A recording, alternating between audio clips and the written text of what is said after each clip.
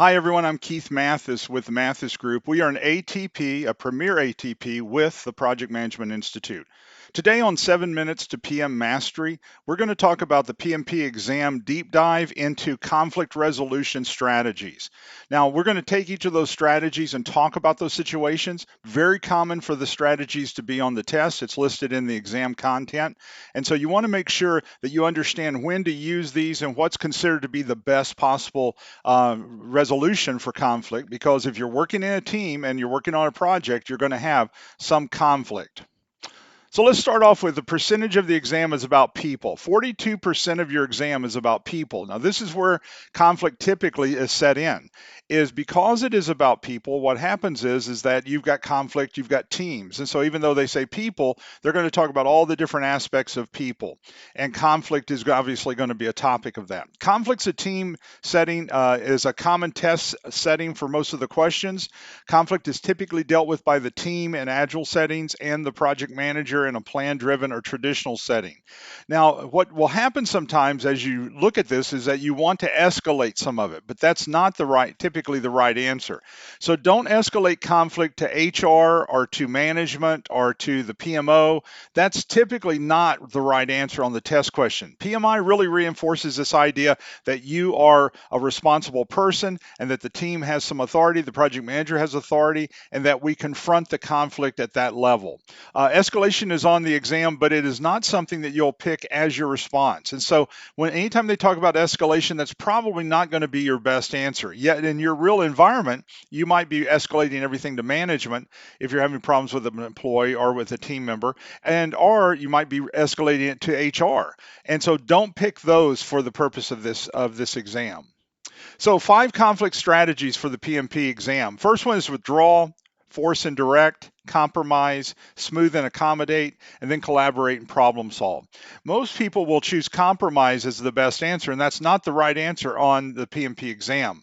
So you want to be very cautious with this. Let's do a deep dive in each of these. So when we talk about withdrawal, it can function as an effective conflict resolution technique, frequently used as a temporary approach to let emotions cool, create room for contemplation. This is one of those where you're leaving the meeting, so nothing's been settled yet, okay? So it's crucial to apply withdrawal deliberately, judiciously, since indiscriminate avoidance of conflicts may fail to resolve the root causes. If I'm withdrawing, I'm not solving it. Typically, people prefer to avoid confrontation, and when used carefully, withdrawal can help reduce tension.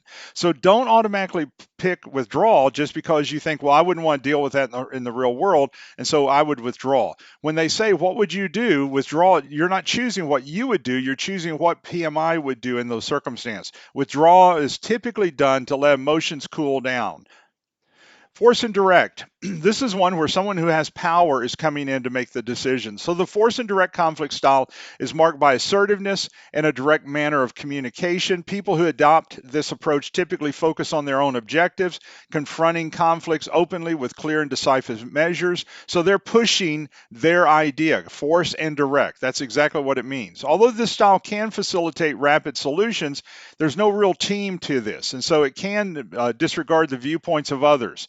So dealing with conflict does not automatically mean a person is using force and direct.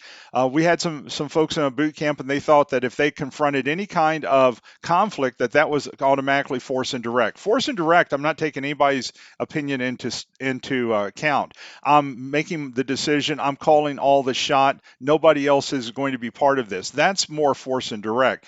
Because you confront someone who's doing something is not automatically force and direct. It could be confronting them and problem solving. So it's not automatically force and direct. The other one's compromise. This is where people mess up. They think that this is the best answer. Compromise, nobody's resolving this situation correctly.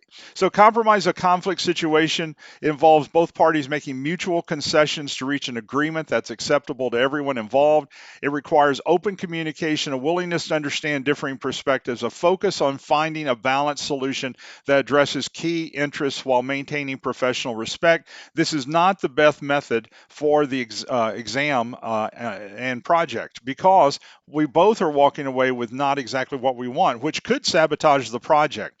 And so, even though we're taught in our real life all the time to compromise, that might not be the best one. The next one is smoothing and accommodating. So, this focuses on highlighting points of agreement to ease tensions, whereas accommodating involves prioritizing others' needs over our own to preserve harmony. Both approaches seek to handle conflicts efficiently and foster cooperation, keep the project moving forward without extended disputes, but this has a tendency to focus on the positive and might not solve the problem after all. So it can be something that's very frustrating. Collaborate and problem solve. This is considered to be the best way to solve problems on a project. And so, conflict resolution strategy involves working jointly with all the parties to identify the root cause of the issue and develop mutually beneficial solutions. It emphasizes open communication, understanding diverse perspectives, leveraging collective expertise to address challenges effectively. This approach is highly valued in project management because it fosters cooperation and it ensures stakeholder satisfaction, and it leads to a sustainable outcome. So that's why people pick this. And so this is looked at by PMI and for your purpose of your test as being your best way of solving a problem. Now, that does not mean answer your conflict questions all with collaborate and problem solve.